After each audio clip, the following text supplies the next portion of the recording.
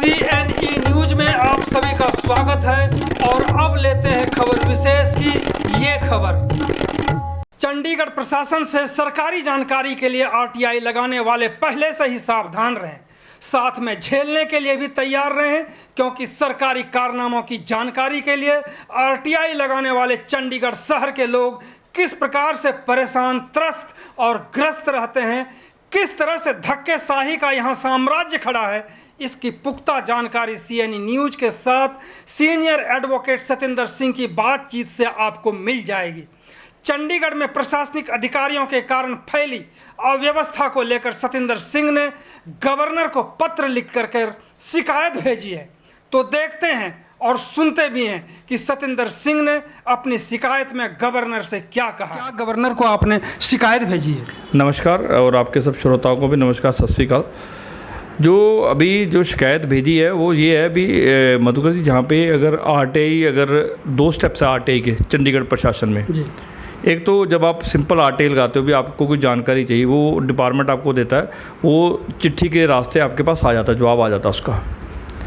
मान लो वो जवाब सेटिस्फैक्ट्री नहीं है, वो जवाब ठीक नहीं है, आपको लगता है भी आपको जो जानकारी मांगी थी आपको नहीं दी, अगर आप उसकी अपील डाल देते हो, अपील वो जाती है अपीलेट अथॉरिटी के पास। कोई बड़ा अफसर होता है जो फर्स्ट क्लास अफसर है, उसको वो ऑथराइज़ करते हैं, परंतु उसको पर्सनल हेयरिंग देनी पड़ती है जिसने डाला होता है। जो पर्सनल हेयरिंग जब जिस समय देते हैं अपीलेंट को, जिसे अपील के नाते, तो वो जब वो जाता है, सपोज आपको कह दिया भी आपने 3 बजे आना है, आजकल गर्मियाँ बहुत है तो 3 बजे आपको बुला लिया, बिल्कुल, और ऊपर से पूरा आप कितनी गर्मी में जाते हैं, सब कुछ होते हैं, तो उसके कमरे में, जिस कमरे में उसने कहा भी आपने आना है, उस कमरे में पहले तो आपको जाने नहीं दिया जाता।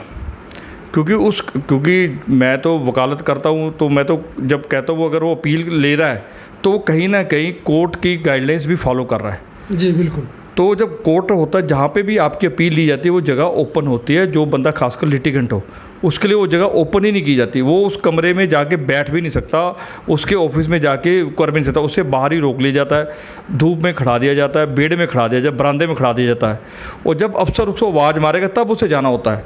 और उसे लगता है भी मैंने तो एप्लीकेशन डाल के पंगा ले लिया, वो डिस्करेज होता है। और डिस्करेज होने का, और प्रशासन भी जाता है, जो अफसर भी जाते हुए ये डिस्करेज हो, उसे डिमोरलाइज करते हैं। एक आपको जानकारी के लिए, हमें एक चीज़ किसी ने सिखाई थी, जो अफसर आपको बाहर लोगों को बैठा के रखते हैं, वो भी एक तरह की करप्शन है। वो फाइनेंशियल करप्शन नहीं है, परंतु किसी बंदे को डिमोरलाइज करना, किसी बंदे को बाहर 2-2 घंटे बैठा के रखना, ये जा आधा घंटा बैठाना, ये भी उस बंदे की भावना के साथ खेलना, और किसी न किसी तरह से करप्शन को जन्म देती है जी, बिल्कुल। तो खासकर इसी करके जो कोर्ट है वो ओपन किए होते हैं, और जब आप ये काम कर रहे हैं, आप काशी जुडिशल ऑफिसर के नाते काम कर रहे हैं, तो आप कैसे किसी अपने लिटिगेंट को बाहर बैठा सकते हैं?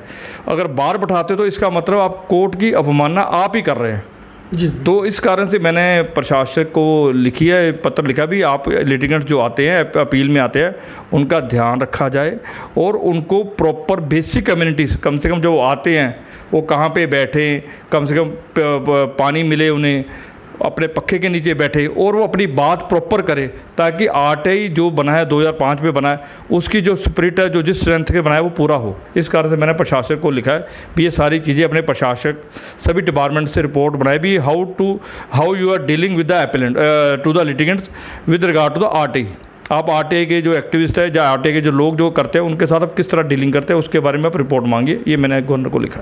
सर, सवाल उठता है कि आपने सीधे गवर्नर को, यानी कि जो चंडीगढ़ के जो प्रशासक हैं, एडमिनिस्ट्रेटर हैं, उनको आपने सीधे शिकायत करी। इसके पहले भी एडवाइज़र हैं यहाँ पे, होम सेक्रेटरी हैं, इनको शिकायत नहीं भेज करके आपने सीधा गवर्नर को, यानी कि प्रशासक को ही क्यों शिकायत भेजी? देखिए, हम लोकतंत्र में रहते हैं।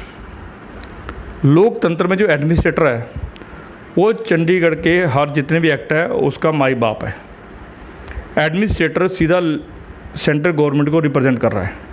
अफसर ब्यूरोक्रेसी में आते हैं, ब्यूरोक्रेसी का काम उनके नियमों को लागू करना होता है। जो एडमिनिस्ट्रेटर है वो लोगों की से के अनुरूप काम करता है जी।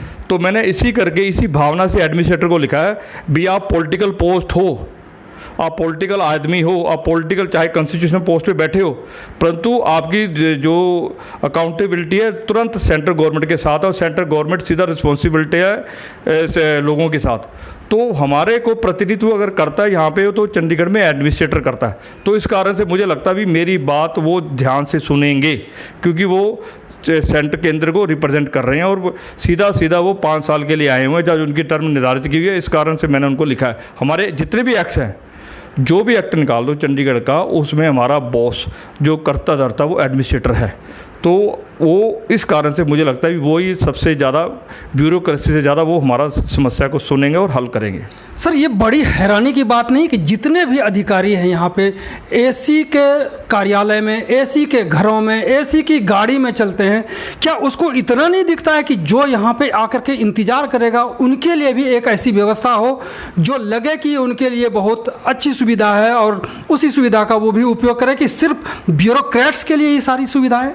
देखिए, उसके लिए मैं तभी कह रहा हूँ, जो हमारा एडमिनिस्ट्रेटर है, जो हमारा बॉस है, अफसर ब्यूरोक्रेसी है, वो उस हिसाब से काम करती है जिस हिसाब से हमारा एडमिनिस्ट्रेटर होगा। तो एडमिनिस्ट्रेटर को भी अपने आप भी आरटीआई डाल के देखना चाहिए भी क्या यहाँ पे क्या हाल हो रहा है। जिस दिन एडमिनिस्ट्रेटर आप आरटीआई डालेगा तो प्रशासन अपने आप ही ठीक हो जाएगा। सर, एक और सवाल है कि क्योंकि आप सीनियर एडवोकेट हैं, कि जिस तरह से किसी भी अफसर के पास चले जाइए, एडवाइज़र के पास, होम सेक्रेटरी के पास, फाइनेंस सेक्रेटरी के पास, और भी कमिश्नर के पास, कहीं भी डीसी के पास, वहाँ बाकायदा बोर्ड में लिखा हुआ है कि 12 से 1 बजे तक आप मुलाकात कर सकते हैं।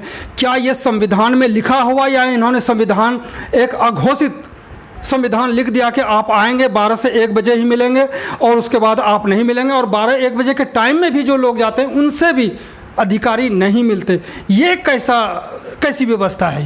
ये उन्होंने हर जगह ऑफिस में अपना एक टाइम बनाया हुआ है, अभी अपने लोगों को मिलना है, पब्लिक डीलिंग करनी है तो 12 से 1 करनी है, जब 12 से 2 करनी है। परंतु ये 12 से 1 भी इन लेटर इन स्पिरिट नहीं होती। वहाँ पे भी पब्लिक को प्रॉपर मिलना नहीं मिलना वो भी नहीं हो पाता। बाकी अगर कोई समय की मर्यादा, मुझे नहीं लगता भी समय की मर्यादा लोगों को अपने अफसरों से मिलने में या अपने लोगों से मिलने में होनी चाहिए। वो समय आप एडजस्ट कर सकते हो, समय एडजस्ट करना भी चाहिए। सर, जो दुखी और पीड़ित होकर के मिलने के लिए अफसर से जाते हैं तो निश्चित रूप से अगर उसका काम नहीं हुआ तो अफसर दोषी है, ना कि वो व्यक्ति जो मिलने जा रहा। लेकिन ऐसा लगता है कि घंटों वो इंतज़ार करते हैं, कई बार तो 4-4, 5-5 दिन तक जो है मुलाकात नहीं हो पाती है अफसरों से। 12 से 1 के बीच में नहीं मिला जा सकता कि इतनी संख्या में लोग मिलने के लिए आते हैं। कैसे इसका समाधान है? कोई समाधान है?